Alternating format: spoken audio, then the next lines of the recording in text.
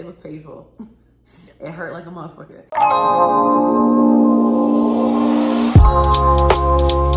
Hey y'all. Hey.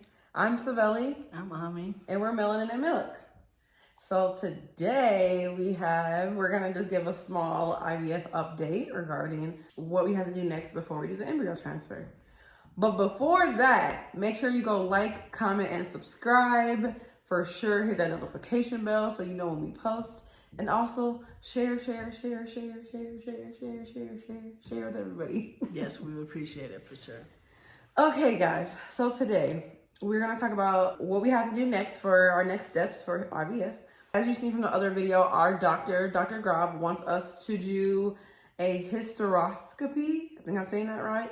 Basically what that is they go into your uterus cavity and with a camera and sometimes a scope that's attached to the camera, and they go with the camera and just look at everything and make sure everything is good, make sure there's nothing in the way of any pregnancies. So if you have any polyps, any fibroids, anything like that, they will make sure that none of those are in the way of where an embryo would implant, and that would be causing for issues in your pregnancy.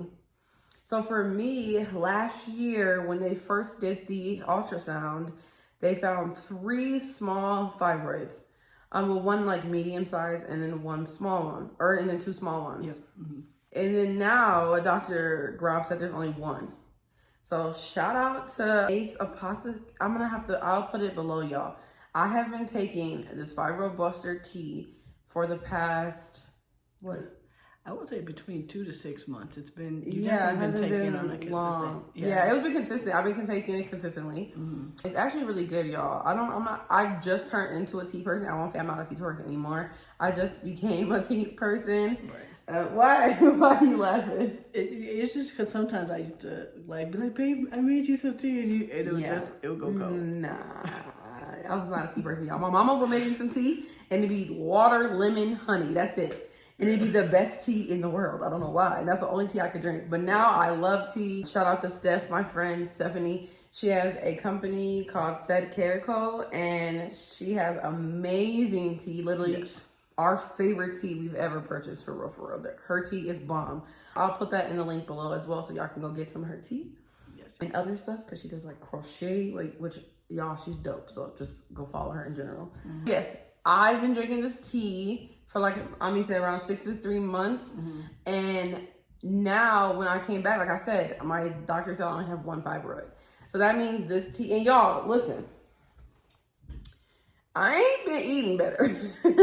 I haven't been eating better. I haven't been, I really didn't do anything. Once I found out I had fibroids, I ordered that tea. And honestly, it was sitting for a little while. I didn't really even take it until, the last 6 months. Mm-hmm. So it's not like me going back vegan or anything. I haven't been eating better. Honestly, I've been juicing like crazy because I love to juice. So I've been juicing like crazy and taking that tea. And I think those are really what made my fibroids go away. Yeah. So I need to continue to take the drink because I had to take a break in the tea because I couldn't take the tea while I was taking my stems. Yeah. Mm-hmm. They were like, no, we don't know, just, when it comes to medical stuff and herbal medicine and holistic stuff, they don't really blend well. They're like, it's not research, we don't really know. So I had to stop taking the tea during my stems, but I started back again, and now I'm drinking it twice a day. And I've been having Ami drink some too because it's good for her PCOS. Yeah.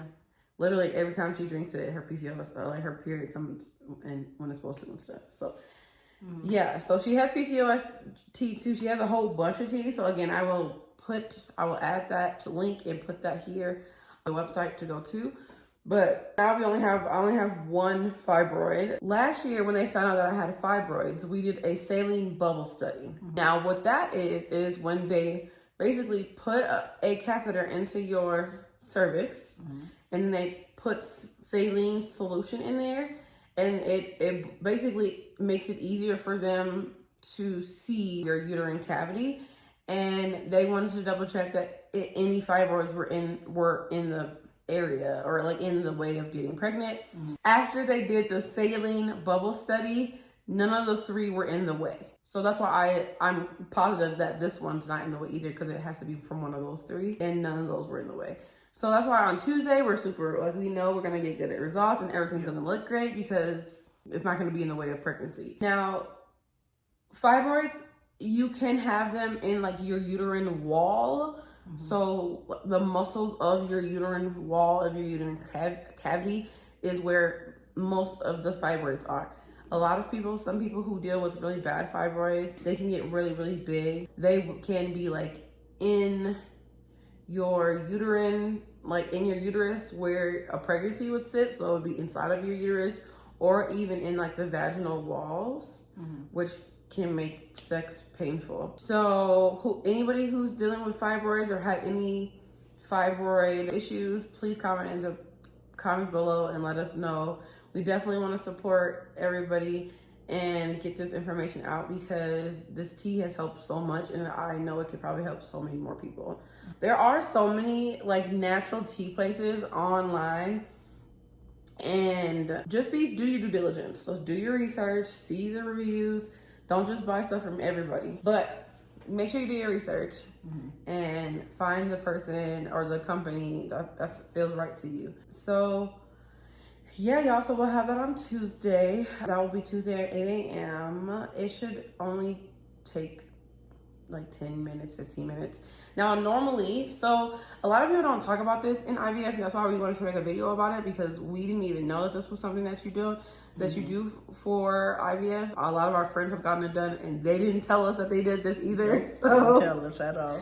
So like, what the hell? I know. So we found this out, so we want to share this for y'all, because we want this to be as not necessarily educational, because we're not teachers, we're not professionals, right, but we want the information to be out there for anybody else going through this. So because we clearly didn't have much information about we just want everyone to be prepared, because I feel like we just automatically assume like, okay, once the PGT results come and it's like, okay, you're ready to go through the next portion of IVF, which is the egg retrieval.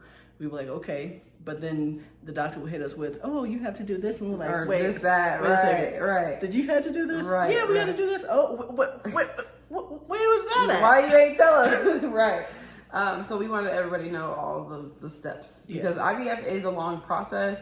It can take years and a long time to get this done. So to get to this, it's not just like you want to get your egg retrieval and then it's done. Like even getting up to the egg retrieval takes some time. So so basically, I have actually had this procedure done in 2017. I had a polyp that was on my uterine lining or something like that. They had to remove. Now, getting a hysteroscopy, you can be awake during this procedure. They will give you Valium or some type of like anxiety medicine, and then they'll give you like they numb your cervix down there. Now, I've talked to multiple people at this point, and multiple people said it was painful. It hurt like a motherfucker.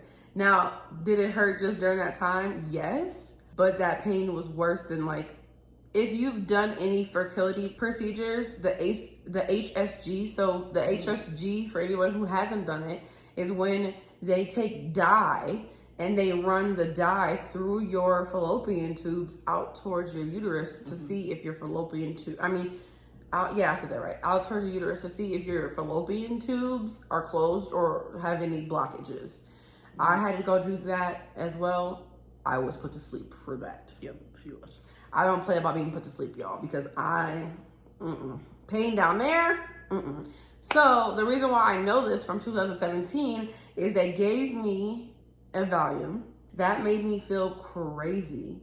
I was out of it all day. We went to go eat. I remember the day, but I barely remember the day. Like I was out of it. I remember we were in and out of Ubers. Like we were going here and there. It was far, y'all. For y'all to take Valium, y'all better than me, because I'm not like a drug person. That shit felt so weird. I felt out of my body. I felt like I'm gonna jump out of my skin. That's the worst feeling. Ugh. So anyways, We tried to do it with the Valium. It did not work. So they had to reschedule the procedure to put me to sleep. So they put me to sleep. And then they put it with the camera and the catheter. There's like a little hook thing. And I'll try to put a picture somewhere in this so y'all can see it. But there's a little hook and that scrapes out whatever needs to be scraped out. So if it's a smaller fibroid, they can scrape the fibroid out with that. If it's a polyp, they scrape the polyp out with that. So yeah, I was put to sleep. I had a polyp. They scraped the polyp out.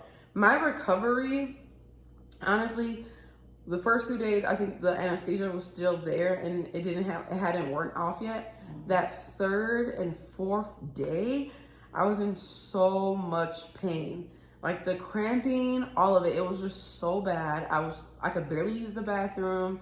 Like that was a hard recovery. Yeah. I had a better recovery at egg retrieval. Like recovering from my egg retrieval was better than recovering from my hysteroscopy in 2017. Yeah. And I think they gave me Vicodin. Yeah, they did. Because my pain was so bad. Yeah. Which again, y'all, I'm not a big pill taker, pill popper. I don't really like feeling like that.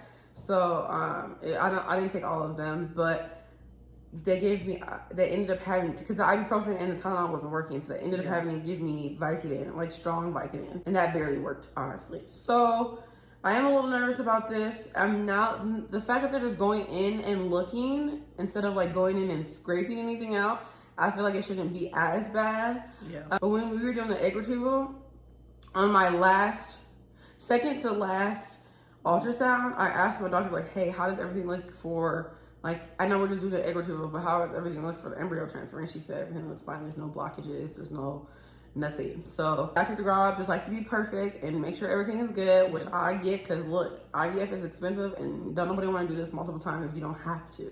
Right. That's the hysteroscopy. So I will be put to sleep, y'all. And that was $600 out of pocket.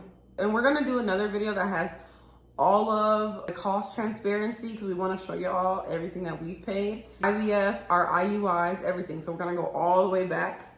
Even sperm, when we first got our sperm, I was just looking last night, I have all of my receipts from our sperm, because we've had to purchase 4 different donors, and that will be a whole nother video, because we're gonna make a video about our donors process as well. But yeah, y'all, so I have the hysteroscopy, probably saying that wrong, on Tuesday morning, and everything's gonna be good. So yeah, if y'all have any questions, if you went through hysteroscopy before, if you have one planned or scheduled and you have any questions, please leave those questions in the comments below. Definitely let us know where you are on your journey, or if you are just starting, if you're at the end, if you have your baby, let us know. We definitely want to hear y'all stories as well. Stay tuned for the next video. We're gonna definitely record on Tuesday, the whole process, and then we'll let you know when transfer is as well. Yeah, transfer is around the corner, y'all. So wait for that video. Again, thank you for each and every one of you subscribers, everybody who watches our videos, everyone who shares, likes, comments, all of that. We appreciate y'all so much. It really means the world to us. So thank you. Make sure you like, comment, and subscribe. Again, share with whoever you want to. We appreciate y'all, and we'll see y'all next time. Bye.